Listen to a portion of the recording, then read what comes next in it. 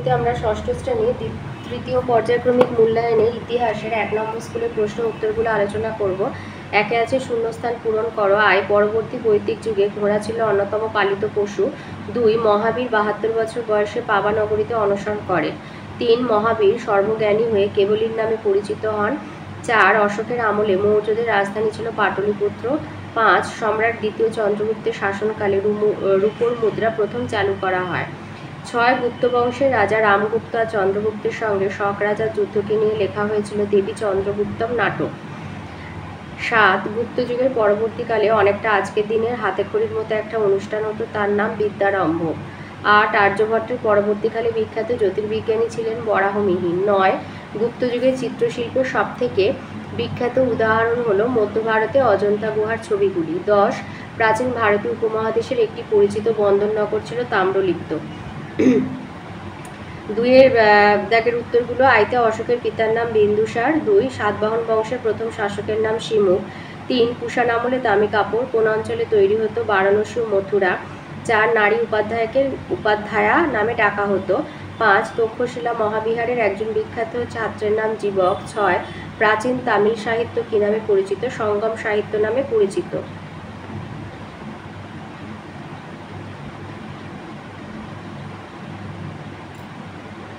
7, কোন যুগে সংস্কৃত ভাষায় গদ্য লেখার প্রচলন ছিল? গুপ্ত যুগে। 8, চরক সংহিতায় কয়টি ঔষধি গাছের কথা পাওয়া যায়? 700টি। 9, সংস্কৃতের নাটকের পর্দাকে কি বলে? যবনিকা। 10, বুদ্ধ যশ কে ছিলেন? কাশ্মীরি বৌদ্ধ পণ্ডিত। 11, ইন্দুস কোন সাম্রাজ্যের একটি স্যাট্রপি? পারসিক সাম্রাজ্যের একটি স্যাট্রপি। 3 আছে ঠিক বা ভুল বলতে বলেছে। আইতে বলেছে শিলভদ্র ছিলেন নালন্দা মহাবিহারের একজন পণ্ডিত। ঠিক। 2 বলেছে পল্লবরা চলন্ত ঘোড়ার বসে পিছনে ঘুরে তীর ছোড়ার কায়দা চালু করে। ঠিক। 3 আছে ব্যাকট্রিয়া খ্রিস্টপূর্ব 5ম শতকের শেষ দিকে গ্রিক শাসক সেলুকাসের অধীনে ছিল। ভুল। 4, 1957 খ্রিস্টাব্দে ভীমবেটকায় বেশ কিছু গুহার খোঁজ পাওয়া যায়। ঠিক। 5, 30 বছর বয়সে সিদ্ধার্থ সংসার ছেড়ে তপস্যা করতে চলে যান। ভুল। 6, অশোক সারা জীবনে মাত্র একটি যুদ্ধ করেন। ঠিক। 7, প্রাচীন চীনের সম্রাটরা নিজেদের দেবতার পুত্র বলতেন। ঠিক। 8, খ্রিস্টপূর্ব 500 অব্দ নাগাদ দ্বিতীয় নগরায়ণ হয়। ভুল। 9, গুপ্ত সম্রাট সমুদ্রগুপ্তের আমলে ফার্সিয়ান এদেশে আসেন। ভুল। 10, মণিমেখলাই একটি তামিল সাহিত্যের মহাকাব্য। ঠিক। 11, জাতিভেদ প্রথা কঠোর হবার ফলে চিকিৎসা বিজ্ঞান চর্চার সমস্যা তৈরি হয়েছিল। ঠিক। 4 আইতে আছে গৌতম বুদ্ধ কবে এবং কোথায় জন্ম হয়? লিখবে নেপালের তরাই অঞ্চলের কপিলাবস্তু শাক্য বংশে সিদ্ধার্থের জন্ম হয় খ্রিস্টপূর্ব 566 অব্দ নাগাদ ক্ষত্রিয় বংশে। তাহলে বলেছে কবে এবং কোথায় জন্ম হয়? নেপালের তরাই অঞ্চলের কপিলাবস্তু শাক্য বংশে খ্রিস্টপূর্ব 566 অব্দ নাগাদ জন্ম হয়। 2 দিয়েছে সম্রাট অশোক ভারতীয় উপমহাদেশের বাইরে বৌদ্ধ ধর্ম প্রচারের জন্য কোথায় কোথায় দূত পাঠিয়েছিলেন? সম্রাট অশোক উপমহাদেশের বাইরে বৌদ্ধ ধর্ম প্রচার করেছিলেন। সিরিয়া, মিশর, ম্যাসিডন, সিংহল প্রভৃতি জায়গায় অশোক দূত পাঠিয়েছিলেন। এটা হচ্ছে ভারত এবং সমকালীন বহির্বিশ্ব চ্যাপ্টার 141 পাতায় রয়েছে। তাহলে সিরিয়া, মিশর, ম্যাসিডন এবং সিংহলে অশোক বৌদ্ধ ধর্ম প্রচারের জন্য দূত পাঠিয়েছিলেন। 3 আছে শক কুষাণরা ভারতীয় উপমহাদেশে কি কি পোশাক চালু করেছিল? শক কুষাণরা উপমহাদেশে নানা রকম পোশাক চালু করেছিল, যেমন জামা, পাজামা, লম্বা জোব্বা, বেল্ট, জুতো প্রভৃতি। এটাও রয়েছে তোমার ওই ভারত এবং সমকালীন বহির্বিশ্ব 146 পৃষ্ঠাতে, 146 পৃষ্ঠায় রয়েছে। বইয়ের পাশে এই যে প্রশ্নের পাশে পেজ নাম্বারগুলো লিখে রেখেছি। 4 বলেছে মহাজনপদগুলির আমলে কোন ধান সেরা ছিল? কোন ধান ছিল সেরা আর সেই ধানের চাষ কোথায় বেশি হতো? এটা আছে 99 পেজে, অর্থনীতি এবং জীবনযাত্রার 7ম অধ্যায় রয়েছে। 99 পেজ, এখানে পেজ নাম্বারগুলো লেখা নেই। তো 7ম অধ্যায়ের একদম যেখানে শুরু ভূমিকারেতে যে ধানের মধ্যে সেরা ছিল শালি ধান। মগধ অঞ্চলে শালি ধানের চাষ বেশি ছিল। 5 আছে দ্বিতীয় নগরায়ণ কাকে বলা হয়? দ্বিতীয় নগরায়ণ কাকে বলে ওটা তোমাদের অর্থনীতি জীবনযাত্রার 100 পেজে রয়েছে। এই যে 100 পৃষ্ঠাতে রয়েছে। লিখবে প্রাচীন ভারতের ইতিহাসে প্রথম নগর দেখা গিয়েছিল হরপ্পা সভ্যতায়, তাকে বলা হয় প্রথম নগরায়ন। আর প্রথম নগরায়ন 1000 বছর পরেও আবার নগর গড়ে উঠতে দেখা যায়। এই নগরায়ন মূলত হয়েছিল উত্তর ভারতে, বিশেষত গঙ্গা উপত্যকায়। খ্রিস্টপূর্ব 600 অব্দ নাগাদ হওয়া এই নগরায়নকে দ্বিতীয় নগরায়ন বলা হয়ে থাকে। এগুলো 2 নম্বরে, তাই পুরোটাই লিখবে। 6 দিয়েছে কোন কোন দেশ থেকে ছাত্ররা নালন্দায় পড়তে আসতো? চীন, তিব্বত, কোরিয়া, সুমাত্রা, জাভা থেকে পড়তে আসতো। 7 দিয়েছে কুষাণ বংশের শ্রেষ্ঠ সম্রাট কে ছিলেন আর তিনি কত খ্রিস্টাব্দে সিংহাসনে বসেন? সাম্রাজ্য বিস্তার ও শাসন চ্যাপ্টারে 88 পাতায় রয়েছে। এই যে ভীমের ছেলে প্রথম কনিষ্ক, কুষাণদের সেরা রাজা। তাহলে কুষাণ বংশের সেরা রাজা প্রথম কনিষ্ক, তিনি 78 খ্রিস্টাব্দে সিংহাসনে বসেন। তাহলে কুষাণ বংশের শ্রেষ্ঠ সম্রাট হচ্ছে প্রথম কনিষ্ক আর তিনি 78 খ্রিস্টাব্দে সিংহাসনে বসেন। 8 বলেছে প্রাচীন ভারতে তাম্রলিপ্ত বন্দর নগর আর কি নামে পরিচিত ছিল? এই যে প্রাচীন ভারত উপমহাদেশের একটি পরিচিত বন্দর নগর ছিল তাম্রলিপ্ত। এই যে তাম্রলিপ্ত, দামলিপ্ত প্রভৃতি নামে এই নগরের পরিচয় দেয়া হতো। তাহলে তাম্রলিপ্ত, দামলিপ্ত প্রভৃতি নামে পরিচিত ছিল।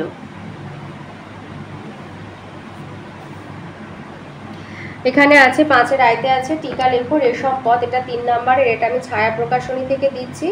যদি তোমাদের ছায়া প্রকাশনী না মানে সহায়িকাটা না থেকে থাকে তো ভিডিওটা পজ করে একটু লিখে নেবে। এই যে টিকা লেখো রেশম পথ, খ্রিস্টপূর্ব 6ষ্ঠ শতকে স্থলপথ ধরে ভারতীয় উপমহাদেশের সঙ্গে বাইরের দেশের বাণিজ্য চলত। দুর্গম তাকলামাকান পথ এড়িয়ে অন্য 2টি পথ ধরে চীনা রেশমের বাণিজ্য চলত। এই 2টি পথ কাশগড়ে গিয়ে মিশেছিল। সেখান থেকে বিভিন্ন পথ পেরিয়ে এই রেশম ভূমধ্যসাগর এলাকায় পৌঁছত। এই পথ ধরে হওয়া বাণিজ্য দ্রব্যের মধ্যে রেশম ছিল প্রধান, তবে সেই সময় রেশম পথ বলে কোনো নাম ছিল না। পরে 19 শতকে ওই পথকে রেশম পথ বলা হতো। 2 দিয়েছে ভারত ও বহির্বিশ্বের মধ্যে যোগাযোগের যে কোনো একটি মাধ্যম আলোচনা করো। এটা আছে রায়মার্টিন সহায়িকা থেকে দিচ্ছে 178 বা 179-তে। বলেছে এখানে প্রশ্নটা ভারত ও বহির্বিশ্বের মধ্যে যোগাযোগের যে কোনো একটা মাধ্যম আলোচনা করো। তো প্রাচীন ভারতীয় উপমহাদেশের সঙ্গে পারস্যের যোগাযোগ কিভাবে গড়ে উঠেছিল? ভারতীয় উপমহাদেশের উত্তর পশ্চিম দিকে গান্ধার অবস্থিত। গান্ধারের মধ্য দিয়ে ভারতীয় উপমহাদেশের সঙ্গে পারস্যের যোগাযোগ গড়ে উঠেছিল। খ্রিস্টপূর্ব 6ষ্ঠ শতকের দ্বিতীয় ভাগে পারস্যে হখামনীষীয় বংশের শাসকেরা রাজত্ব করতেন। এই বংশের শ্রেষ্ঠ সম্রাট ছিলেন প্রথম দরাই বৌস। সম্রাট প্রথম দরাই বৌস প্রথম গান্ধার অভিযান করেন। গান্ধার ছাড়া উপমহাদেশের বেশ কিছু অংশ তার শাসন ছিল। নিম্ন সিন্ধু এলাকাও তার অধিকারে ছিল। সম্রাট প্রথম দরাই বৌসের শিলালিপিতেই হিদুস শব্দটি পাওয়া যায়। তারা সিন্ধুকে হিদুস বলতো। আর একটা এটা দিতে পারো। আর একটা হচ্ছে এই যে প্রাচীন ভারতীয় উপমহাদেশ আর মধ্য এশিয়ার সঙ্গে যোগাযোগের বিষয়টি উল্লেখ করো। মৌর্য শাসনের শেষ দিকে ভারতীয় উপমহাদেশের সঙ্গে পশ্চিম এশিয়া ও মধ্য এশিয়ার রাজনীতি ও শাসন জড়িয়ে পড়েছিল। উপমহাদেশের উত্তর পশ্চিম অংশে গ্রিক শক ও পল্লবদের শাসন দেখা গিয়েছিল। পুষ্যমিত্র শুঙ্গের আমলে গ্রিক রাজারা ভারতের বেশ কিছু অঞ্চল দখল করেছিল। এই গ্রিক রাজাদের অনেকেই ব্যাকট্রিয়ার বাসিন্দা ছিলেন। ভারতীয় উপমহাদেশের উত্তর পশ্চিম সীমান্তে অবস্থিত ছিল বাল্লিক দেশ বা ব্যাকট্রিয়া। ব্যাকট্রিয়ার গ্রিক রাজাদের যবন বলা হয়েছে পুরাণ সাহিত্যে। উত্তর পশ্চিম সীমান্ত অঞ্চল গান্ধারের তক্ষশিলা পর্যন্ত ব্যাকট্রিয়ার গ্রিক শাসন ছিল। উপমহাদেশের এই গ্রিক শাসকদের বলা হতো ব্যাকট্রিয় বা ইন্দ্র গ্রিক শাসক।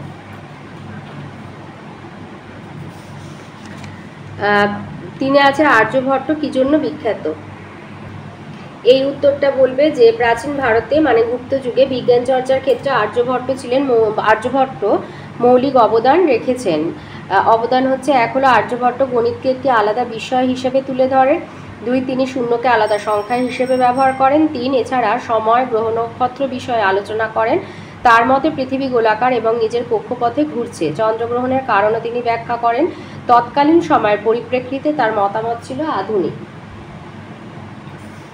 4 আছে গুপ্ত যুগে সমাজে বর্ণপ্রথা কেমন ছিল?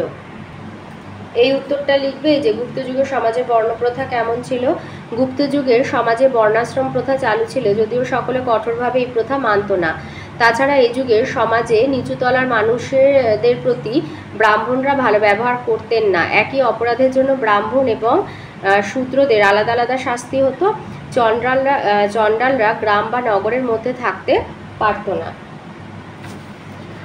এরপরে 5-এ আছে টিকা লেখো এলাহাবাদ প্রশস্তি অথবা ভীমবেটকা। তো এলাহাবাদ প্রশস্তি আছে তোমাদের বইয়ের 92 পৃষ্ঠায়। এলাহাবাদ প্রশস্তি এলাহাবাদ দুর্গের ভেতরে একটি শিলালেখ আছে। লেখটি গুপ্ত যুগের ব্রাহ্মী লিপিতে ও সংস্কৃত ভাষায় খোদাই করা। এলাহাবাদের কৌশম্বী গ্রামে লেখটি ছিল। পরবর্তী সময় মুঘল সম্রাট আকবর সেটিকে তুলে আনিয়ে এলাহাবাদ দুর্গের মধ্যে রাখেন। ওই লেখটিতে প্রশস্তি খোদাই করা আছে। প্রশস্তিটি হরিসেনের লেখা। তিনি সম্রাট সমুদ্রগুপ্তের সভাকবি ছিলেন। লেখটিতে আদতে সমুদ্রগুপ্তের গুণগান করা হয়েছে। সম্রাট হিসাবে সমুদ্রগুপ্তের যুদ্ধ, রাজ্য জয় প্রভৃতির কথা লেখটিতে আছে। পদ্য ও গদ্য দুই ভাষাতেই সেটি লেখা। যদিও সমুদ্রগুপ্তের প্রসঙ্গে শুধু ভালো কথাই লেখটিতে বলা হয়েছে, তবুও এই সময়ের ইতিহাস জানার জন্য লেখটি জরুরি প্রত্নতাত্ত্বিক উপাদান। আর ওর অথবাতে যেটা আছে ভীমবেটকা, সেটা তোমাদের বইয়ের 21 পাতায় আছে। ভীমবেটকায় টুকরো কথা 21 পাতায়, এটা লিখে দেবে। এটা হচ্ছে ভারতীয় উপমহাদেশে আদিম মানুষ চ্যাপ্টারে আছে। মধ্যপ্রদেশের ভোপাল থেকে কিছুটা দূরে বিন্ধ্য পর্বতের গা ঘেঁষে নির্জন জঙ্গল। সেখানে 1957 খ্রিস্টাব্দে ভীমবেটকায় বেশ কিছু গুহার খোঁজ পাওয়া যায়। ওই গুহাগুলিতে পুরাতন পাথরের যুগ থেকে আদিম মানুষেরা থাকতে শুরু করে। গুহার দেয়ালে তাদের আঁকা ছবি পাওয়া গেছে। প্রায় সবই শিকারের দৃশ্য। নানা রকম বন্য পশুর ছবি রয়েছে। তাছাড়া পাখি, মাছ, কাঠবেড়ালির মতো প্রাণীর ছবিও দেখা যায়। এছাড়া দেখা যায় মানুষ একা অথবা দল বেঁধে শিকার করছে। তাদের কারো কারো মুখে মুখোশ, হাতে পায়ে গয়না। অনেক সময় মানুষের সঙ্গে কুকুরকে দেখা যায়। ছবিগুলিতে সবুজ, হলুদ রঙের ব্যবহার হলেও বেশি দেখা যায় সাদা এবং লাল রঙের। 6তে আছে আর্য সত্য বলতে কি বোঝায়। আর্য সত্য বলতে কি বোঝায় এটা লিখবে যে বোধি বা জ্ঞান লাভ করার পর বুদ্ধদেব মানুষের মুক্তির উপায় হিসেবে যে 4টি সত্য পালনের উপদেশ দেন তা আর্য সত্য বা চতুরার্য সত্য নামে পরিচিত। চতুরার্য সত্য হলো 1 হলো মানুষের জীবনে দুঃখ আছে, 2 দুঃখের কারণ আছে, 3 দুঃখ দূর করা যায়, 4 দুঃখ দূর করার জন্য সঠিক মার্গ বা পথ আছে, আর দুঃখ দূর করার জন্য এই মার্গই হচ্ছে অষ্টাঙ্গিক মার্গ। এবারে 6তে আসি। 6এর দাগের প্রশ্নগুলো, এগুলো 5 নম্বরে করে যে কোনো 3টে করতে হবে। 6এর আয়তে আছে গুপ্ত আর বাকাটক শাসন ব্যবস্থা তুলনামূলক আলোচনা করো। এই ছকটা দেবে। গুপ্ত আর বাকাটক শাসনের মধ্যে অমিল কি ছিল, মিল আর অমিল তুলনামূলক আলোচনা। মিলটাও দিয়ে দেবে যে গুপ্ত আর বাকাটক শাসনের মধ্যে অনেক ক্ষেত্রে মিল ছিল। যেমন হচ্ছে তোমার গুপ্ত আর বাকাটক শাসন ব্যবস্থা উভয় বেশ কয়েকটি স্তরে বিভক্ত ছিল, যেমন প্রদেশ, জেলা, গ্রাম স্তর। এই জেলা এবং গ্রাম স্তরের শাসনে জনপ্রতিনিধিদের গুরুত্বপূর্ণ ভূমিকা ছিল, আর উভয় শাসন ব্যবস্থায় বিভিন্ন পদ ও মর্যাদার কর্মচারী ছিল। আর অমিল এইটা লিখবে যে অমিল হচ্ছে 1 হলো গুপ্ত শাসনে উপাধি। নিজেদের ক্ষমতার বিশালতা প্রমাণের জন্য গুপ্ত সম্রাটরা মহারাজাধিরাজ উপাধি নিতেন, আর বাকাটক শাসকেরা কেবলমাত্র মহারাজা উপাধি নিতেন। প্রদেশ, গুপ্ত শাসনে প্রদেশকে ভুক্তি ও দেশ বলা হতো, আর বাকাটকে প্রদেশকে রাজ্য বলা হতো।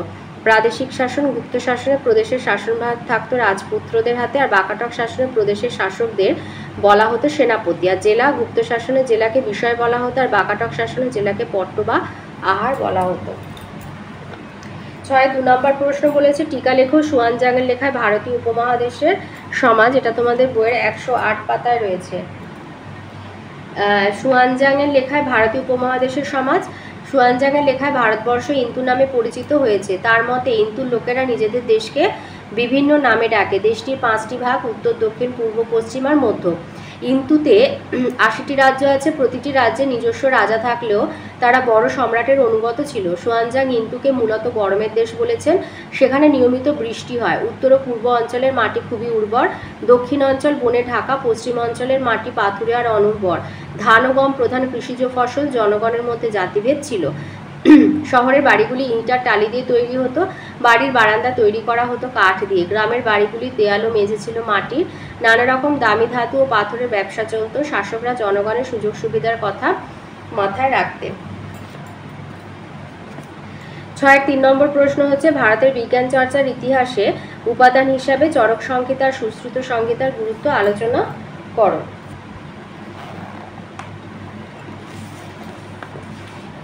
এই উত্তরটা বলবে যে প্রাচীন ভারতে বিজ্ঞানের বিভিন্ন শাখার উন্নতি এবং বিকাশ ঘটে। এর মধ্যে চিকিৎসা বিজ্ঞান ছিল বিশেষ উল্লেখযোগ্য।